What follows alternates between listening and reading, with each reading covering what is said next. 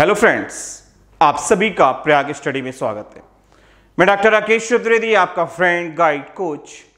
आज के सेशन में एम्प्लॉयमेंट टॉपिक को आगे बढ़ाते हुए, जिसमें मैंने लास्ट सेशन भी किया हुआ है, जिसमें बताया है आपको कि एम्प्लॉयमेंट किसे कहते हैं, अनएम्प्लॉयमेंट क्या है, वर्कर कौन है और टाइप्स ऑफ वर्कर, जिसमें बताया था आपको मैंने self employed worker, hired worker, और हायर्ड वर्कर को जब हमने कैटेगराइज किया था तो दो तरह के वर्कर्स की बात की थी, जिसमें हमने आपको बताया था कैजुअल वर्कर और रेगुलर वर्कर की। आज उसी सीरीज को आगे बढ़ाते हैं और बात करते हैं लेबर सप्लाई, लेबर फोर्स और वर्क फोर्स के बारे में।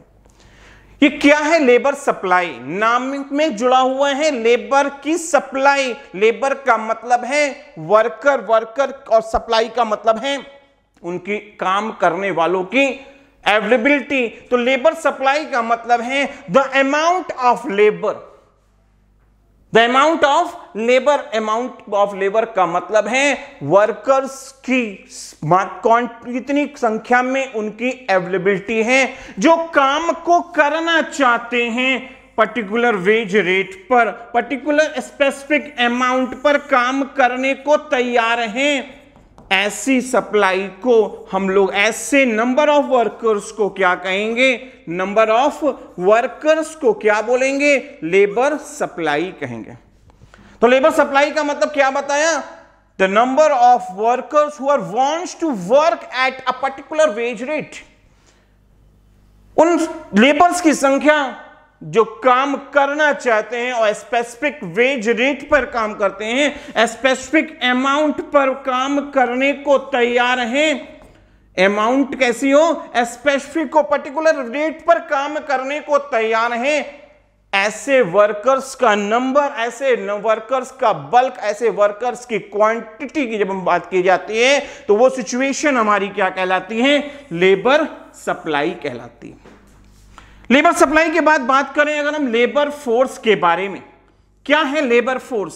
तो लेबर फोर्स का मतलब है जो लोग काम करना चाहते हैं, काम करना चाहते हैं मगर उसको हम लोग रिलेट किससे नहीं करते? काम करना है वेज रेट को ध्यान में रखना, उस समय नहीं ध्यान रखते और उनको काम मिलता है या नहीं मिलता है, तो ऐसी सिचुएशन हमारी क्या कहलाती है? लेबर फोर्स कहलाती है। फिर से सुनिएगा, the number of workers who are wants to work, who are wants to work और एक्चुअली वर्किंग, काम कर रहे हैं या काम करना चाहते हैं, उनकी संख्या जो होती है वो क्या कहलाती है? लेबर फोर्स कहलाती है। और इसको इंटर रिलेट हम लोग वेज रेट से नहीं करते हैं, तो ऐसी सिचुएशन हमारी क्या कहलाती है? लेबर फोर्स कहलाती है। फिर से ध्यान से सुनेंगे, एक्चुअली वर्किंग, एक्चुअल में काम कर रहे हैं या काम करना चाहते हैं, विलिंग टू वर्क। और ध्यान में कोई भी ऐसे इश्यू में इस चीज के डिटर्मिनेशन में वेज रेट को पॉइंट आउट नहीं किया जाता। विदाउट मार्किंग वेज रेट जब हम बात करते हैं तो ऐसी सिचुएशन हमारी क्या कहलाती है? लेबर फोर्स कहलाती। तो लेबर सप्लाई का बताया, जो पर्टिकुलर वेज रेट पे काम करने को तैयार हैं उनका number of person, number of individuals को बात करें तो लेबर सप्लाई कहते हैं। और लेबर फोर्स का मतलब है हु आर एक्चुअली वर्किंग और विलिंग टू वर्क, जो वास्तव में काम कर रहे हैं या काम करना चाहते हैं, बट उसका इंटर रिलेशन हम लोग वेज रेट से जब नहीं करके स्टडी करते हैं तो ऐसी सिचुएशन हमारी क्या कहलाती है? लेबर फोर्स कहलाती है। अब बात करेंगे वर्क फोर्स के बारे में। ये वर्क फोर्स क्या है?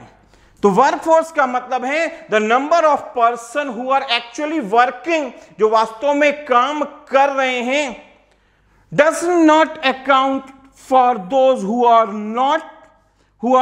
willing to work. Number of actually working और इसमें हम लोग उनको इग्नोर कर देते हैं जो काम को करना चाहते हैं, उनको पॉइंट आउट। यहां पे क्या था, एक्चुअली वर्किंग भी लिया, यहां पे विलिंग टू वर्क को मर्जर, दोनों का मर्जर करके लेबर फोर्स का डिटर्मिनेशन होता है। जबकि वर्क फोर्स की सिचुएशन में who are actually involve in the production activity, जो प्रेजेंट में प्रोडक्शन एक्टिविटी में पार्टिसिपेट कर रहे हैं, काम कर रहे हैं। और हम यहां पे जब वर्क फोर्स की बात करते हैं तो विलिंग टू वर्क को क्या करते हैं, इग्नोर करके आते हैं, उनको ध्यान में नहीं रखते, उनको इन्वॉल्व नहीं करते। तो ऐसी कंडीशंस, ऐसे नंबर ऑफ वर्कर्स की क्वांटिटी को बात करें, बल्क की जब बात करते हैं, तो ऐसी सिचुएशन हमारी क्या कहलाती है, वर्क फोर्स कहलाती है। अब आगे बात करेंगे कि वर्क फोर्स अगर आपको मेजर करनी है एग्जामिनेशन हॉल में तो कैसे आप काउंट करेंगे। तो लेबर फोर्स जिसमें हमने क्या किया, एक्चुअली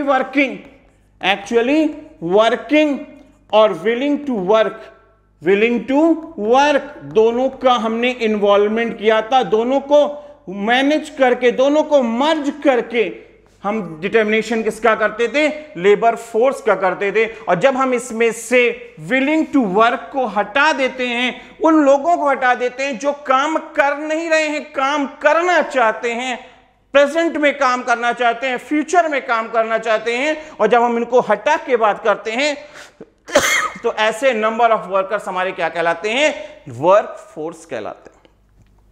तो आपको बताया कि लेबर सप्लाई क्या है, लेबर फोर्स क्या है, वर्क फोर्स क्या है। अब हम आपसे बात करेंगे नंबर ऑफ पर्सन अनएम्प्लॉयड किसे कहते हैं, क्योंकि अनएम्प्लॉयमेंट के बारे में हमने आपको बताया था, जब लोग काम करना चाह रहे हैं, एबिलिटी है, पर्टिकुलर रेट पे काम करना चाहते हैं और काम नहीं मिलता, तो उसे क्या कहते हैं, अनएम्प्लॉयमेंट की सिचुएशन कहते हैं।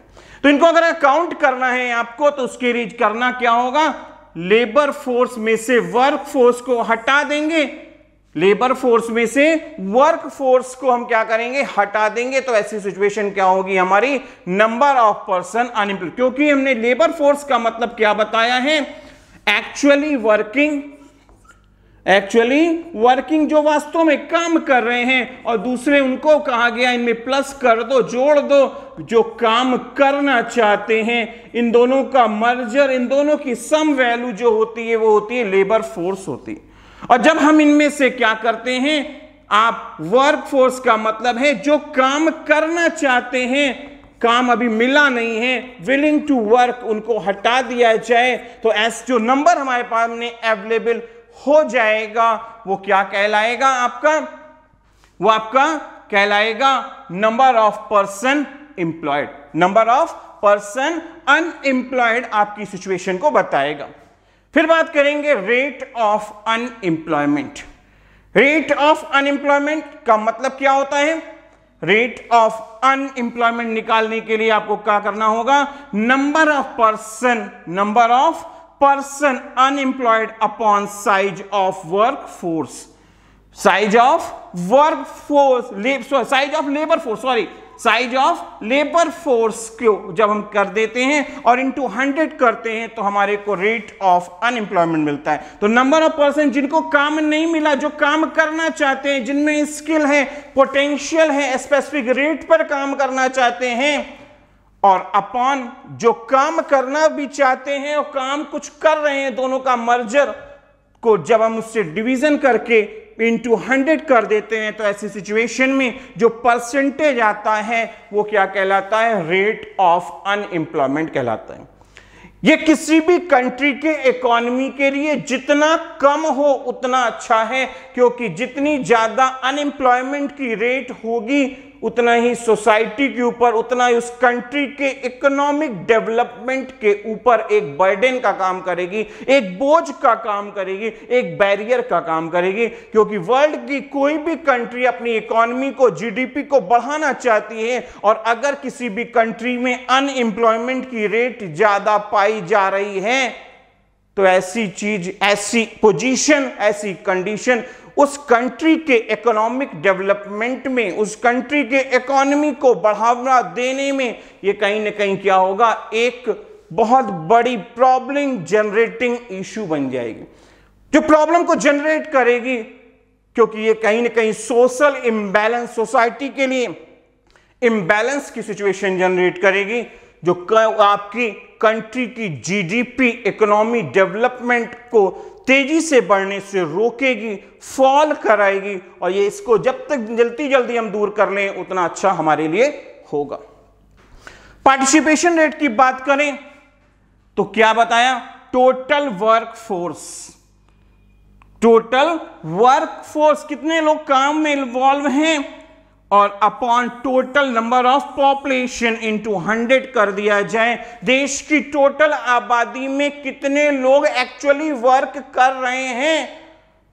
टोटल आबादी 100 लोगों की, उसमें अगर 40 लोग, 50 लोग, 60 लोग काम कर रहे हैं, इनटू 100 कर देंगे तो परसेंटेज निकल आएगा। देश की आबादी 100 करोड़ और उसमें कितने लोग काम कर रहे हैं, अपॉन टोटल पॉपुलेशन इनटू 100 कर दिया जाए, तो ऐसी सिचुएशन हमारे लिए क्या होगी, पार्टिसिपेशन रेट को बताएगी। और आपका पार्टिसिपेशन रेट जितना अच्छा होगा हमारी कंट्री के लिए, वर्ल्ड की किसी भी कंट्री के इकोनॉमिक डेवलपमेंट के लिए ये बहुत ही अच्छा साइन होगा।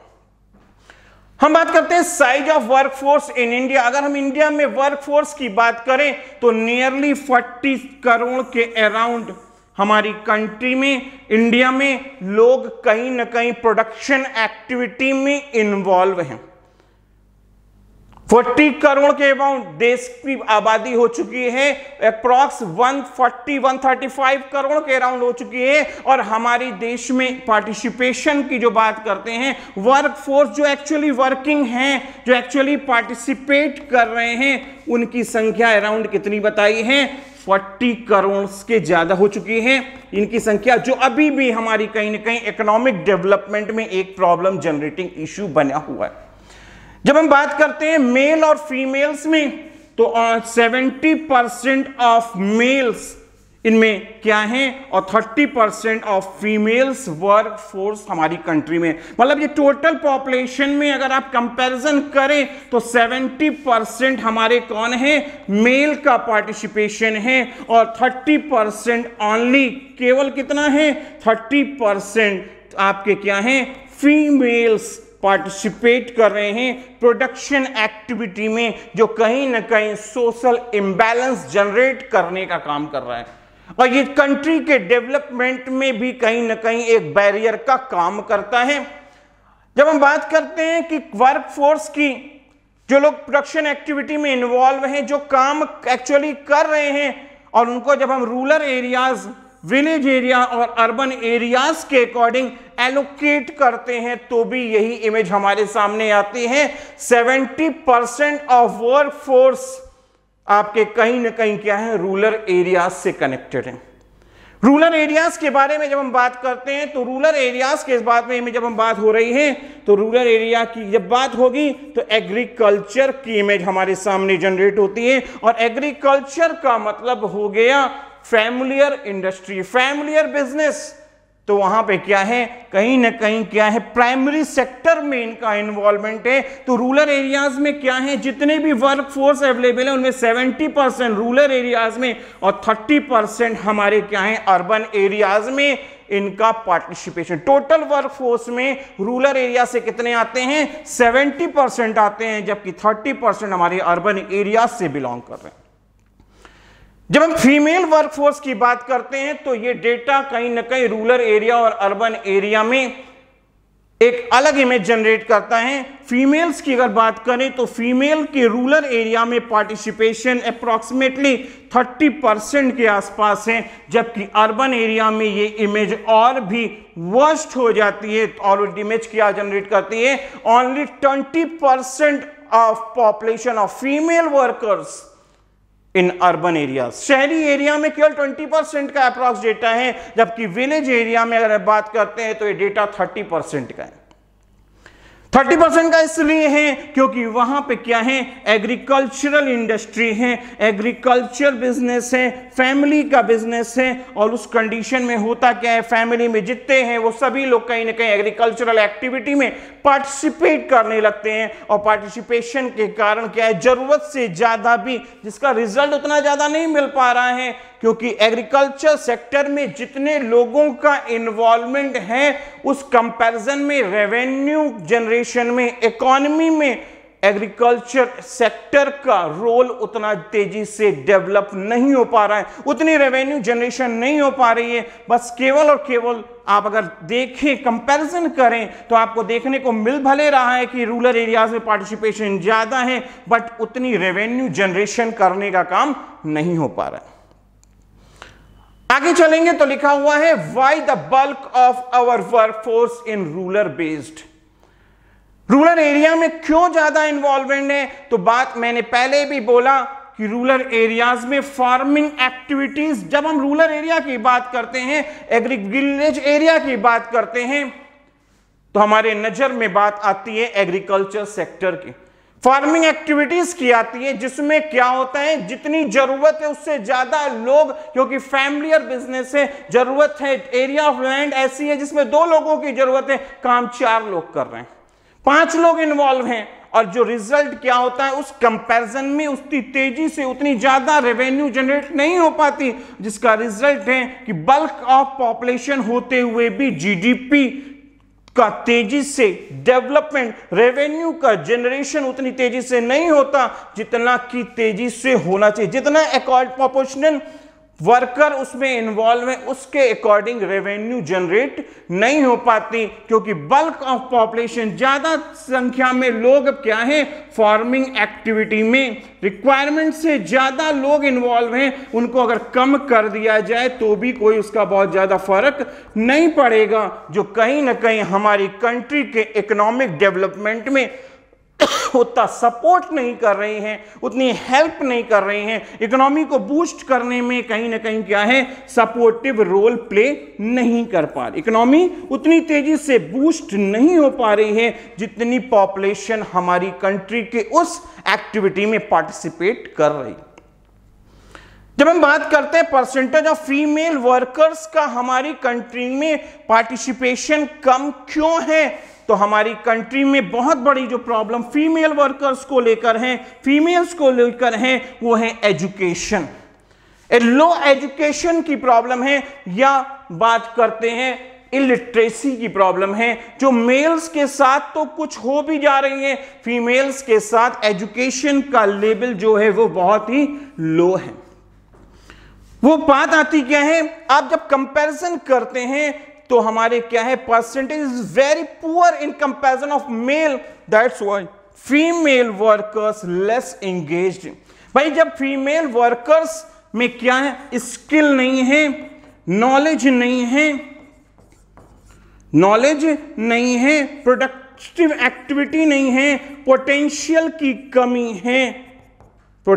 की कमी है, सोशल इंबैलेंस है, तो वो सब चीजें कहीं ना कहीं क्या होती है, आपके फीमेल वर्कर का पार्टिसिपेशन, जब हम बात करते हैं participation in comparison to male worker, क्या होगा कम पाया जाएगा, क्योंकि फीमेल इन कंपैरिजन मेल से ज्यादा एजुकेटेड पाए जा रहे हैं।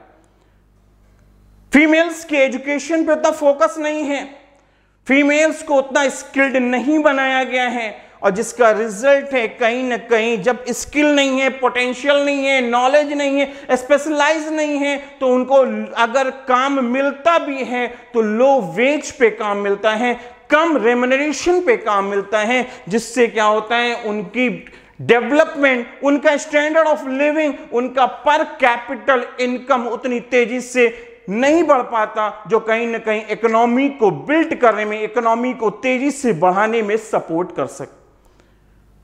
तो मैंने आपको बताया कि लेबर सप्लाई क्या है आज के सेशन में, लेबर फोर्स के बारे में बात की, वर्क फोर्स के बारे में बात की, और आपको बात किया कि आपके रूरल एरिया में ज्यादा लोग क्यों एक्टिविटी में इन्वॉल्व हैं, फीमेल्स का पार्टिसिपेशन इन कंपैरिजन मेल से कम क्यों आ रहा है, और होपफुली आपको ये सारे फैक्ट्स अच्छे से क्लियर होंगे, कोई डाउट नहीं होगा, एग्जामिनेशन हॉल में इस तरह के पॉइंट्स को क्लियर करने में आपको कोई भी प्रॉब्लम फेस नहीं करनी पड़ेगी।